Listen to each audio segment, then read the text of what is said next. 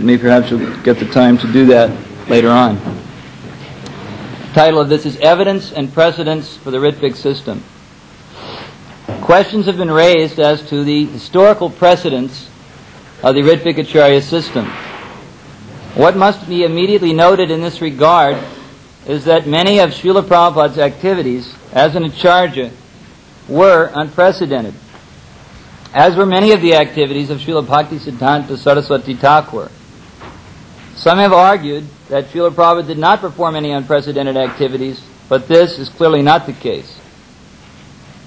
Some examples of such changes are: 1. Harinam Diksha being given by mail. 2. Brahminical initiation being given by tape recording. 3. Ritviks or deputies chanting on initiate's beads. 4. The performance of marriages by a sannyasi. 5. Young unmarried women being allowed to live in the ashram as brahmacharinis. 6. Initiates' names being given at the time of Harinam Diksha. These activities, especially those relating to Diksha, were all unprecedented. Yet, at the same time, there were pragmatic arrangements made by Srila Prabhupada to facilitate his running of a worldwide Vaishnava society.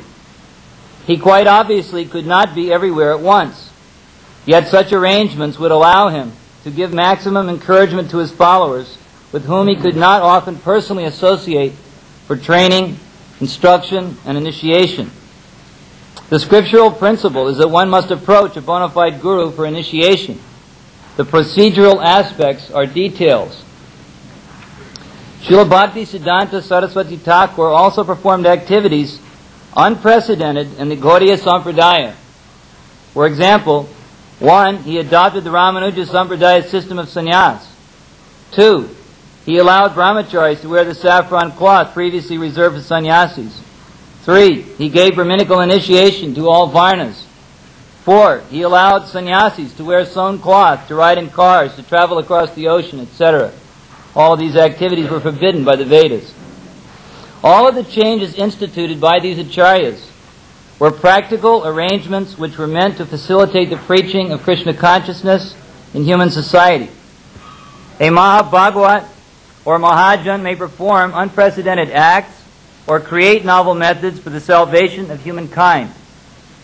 Srila Prabhupada details this prerogative of the powerful Acharya in the pages of Chaitanya Charitamrita. For example, every Acharya has a specific means of propagating his spiritual movement, with the aim of bringing men to Krishna consciousness. Therefore, the method of one Acharya may be different from that of another, but the ultimate goal is never neglected. Therefore, although I am a sannyasi, I sometimes take part in getting boys and girls married, although in the history of sannyas, no sannyasi has personally taken part in marrying his disciples. Arrangements made by fully liberated and authorized souls whose will and sound vibration are not different to Lord Krishna's establish precedents, which may be followed without any fear of there being defective understanding, cheating, mistake, or illusion on their part. This having been said, it is worth pointing out the origins of the Rtvik system. A Rtvik is an officiating priest who performs a sacrifice or ritual on behalf of another. This is described in the Manu Samhita. My Sanskrit's not good enough to try to pronounce this, but you can see the verse.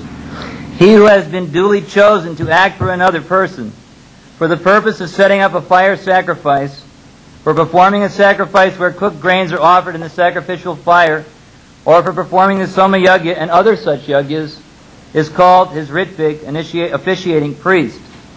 Manu Samhita 2:43. In Krishna